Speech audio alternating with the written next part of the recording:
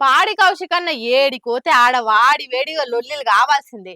లొల్లి ఏడుంటే కౌశికన్న ఆడుంటాడు అన్నట్టే ఉన్నది ముచ్చట చూస్తుంటే. అన్న జోరు అట్లుంది మరి.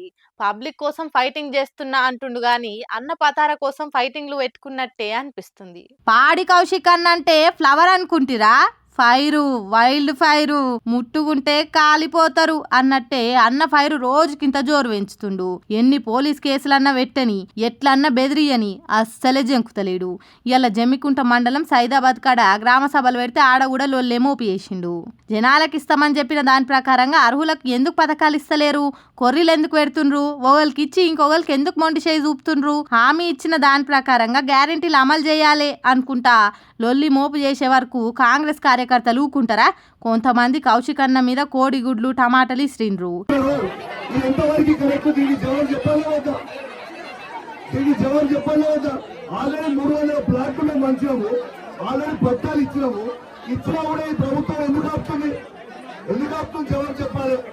తర్వాత వీళ్ళకి భూమి లేని వల్ల మోడీ గారు పక్కన భూమి లేదు. ఎందుకు తీయాలి పన్నెండు గారు అలా ఎందుకు తీయరు చెప్పు.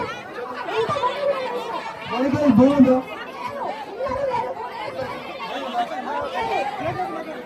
ఆమె భూమి కూడా లేదు. లేనప్పుడు ఎంతవరకు కలెక్టర్ పేరు ఎందుకు రాయాలి? ఇక రెండు పార్టీల కార్యకర్తల నడమ బయసు మంచిగానే అయింది. మళ్ళా కేసులు పెట్టుకొని పోలీస్ స్టేషన్ మెట్లెక్కిండ్రు ఇరు వర్గమోలు. ఏమిటికొచ్చిన పంచాయత్ చెప్పుండ్రు ఇది.